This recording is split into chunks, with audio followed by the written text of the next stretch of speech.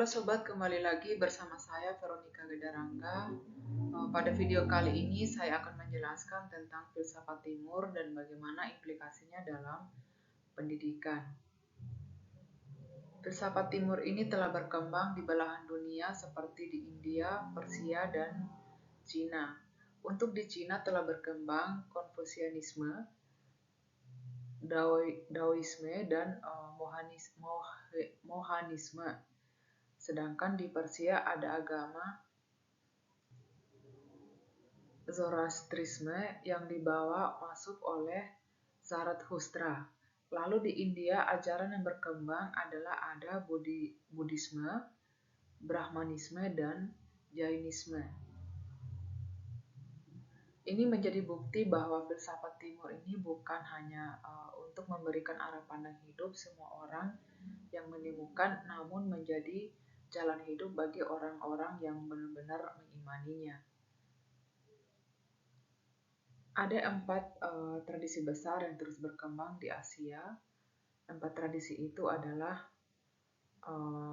Taoisme, Buddhisme, Konfusianisme, dan Hinduisme. Ini merupakan hasil dari pemikiran para filsuf di India dan Cina yang merangkap menjadikannya agama.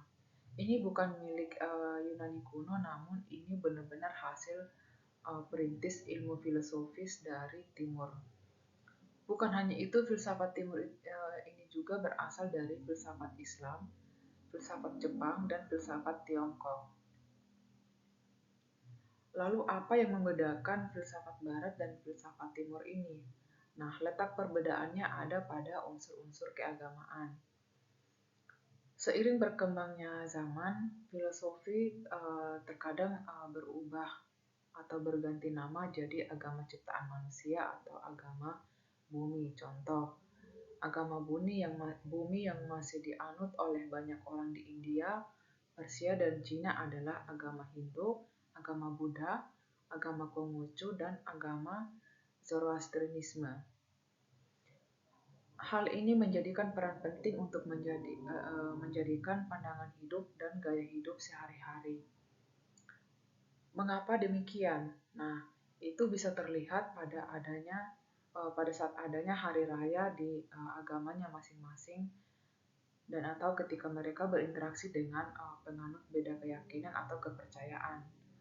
Lagi pula dengan tantangan agama yang besar seperti agama Yahudi, Nasrani, dan Islam yang masih dianut oleh orang-orang yang telah cocok dengan kepercayaan dan keyakinan sejak lama. Meskipun filsafat Timur ini terus berkembang, akan tetapi masih menjadi perdebatan di kalangan filsafat karena masih dianggap belum bermutu dan belum memenuhi kriteria standarisasi filsafat Barat. Berikut ada 4 aliran filsafat Timur yang memiliki pengaruh besar dalam kehidupan masyarakat. Yang pertama ada aliran Hinduisme yang berasal dari India. Ini sangatlah plural dan tidak tersentralisasi atau monoteisme dan dualisme.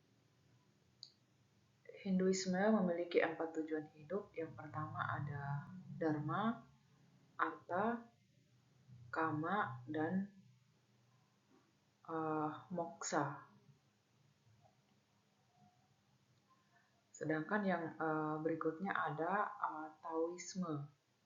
Taoisme ini adalah filosofi Tiongkok yang menjadi agama resmi negara pada masa dinasti Tang, yang menekankan pada segala sesuatu yang dilakukan secara alami, yang dilakukan oleh Tiongkok dan Wu Wei atau tindakan tanpa tindakan.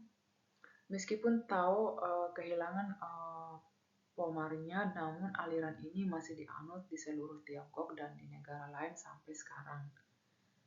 Sedangkan pada Konfusianisme adalah keyakinan atau aliran resmi berskala nasional atau diakui secara nasional oleh bangsa Indonesia.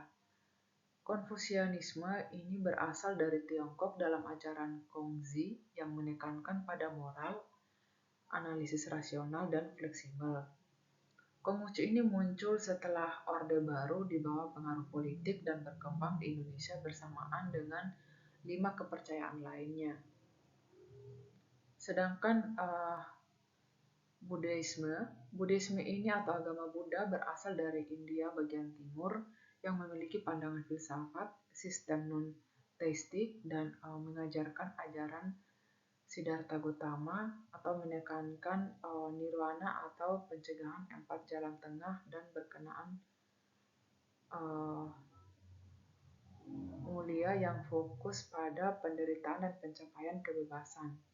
Ajaran ini memberikan nilai tradisional, kepercayaan, meditasi, ilmu pengetahuan, dan praktik spiritual yang diajarkan oleh Siddhartha Gautama serta menghasilkan filosofi yang ditafsirkan. Nah, sekarang bagaimana implikasi filsafat timur dalam pendidikan? Yang pertama itu ada pendidikan holistik, yaitu lebih mengupayakan pentingnya keseimbangan, kesepadanan, dan menyeluruh dalam arti pendidikan tidak hanya fokus pada aspek pengetahuan tetapi pada aspek spiritual, sosial, dan emosional untuk bertujuan mengembangkan individu secara keseluruhan. Nah, sedangkan pada etika dan moralitas, Konfusianisme telah mempengaruhi pendidikan dengan menekankan pentingnya etika, moralitas, dan nilai-nilai dalam proses pembelajaran yang mencakup pembentukan karakter dan penekanan pada pentingnya norma sosial yang baik. Sedangkan pada meditasi dan kesadaran, Buddhisme ini telah memberikan kontribusi besar terhadap pemahaman tentang meditasi dan kesabaran untuk membantu siswa mengembangkan pemahaman diri, konsentrasi, dan pemecahan masalah yang lebih baik. Sedangkan pembelajaran kolaboratif, yaitu filsafat timur seperti Taoisme dan dapat mengilhami pendekatan kolaboratif dalam pendidikan di masa siswa, di mana diajarkan untuk bekerja sama, saling mendukung, dan mencapai keselarasan dalam proses pembelajaran. Sedangkan fleksibilitas dan adaptasi, di sini beberapa tradisi filsafat timur seperti Taoisme mengajarkan konsep Wu-wei atau tindakan tanpa tindakan untuk interpretasikan sebagai pendekatan yang telah santai dan fleksibel terhadap pendidikan. Nah, sedangkan penghargaan terhadap kebijaksanaan lama, pentingnya menghargai dan mewarisi kebijaksanaan dan pengetahuan yang telah ada sebelumnya, ini dapat tercermin dalam pendekatan pendidikan yang menghormati tradisi dan pengetahuan leluhur. Nah, untuk filsafat timur, sekian yang bisa saya sampaikan. Semoga dapat bermanfaat untuk kita semua. Terima kasih.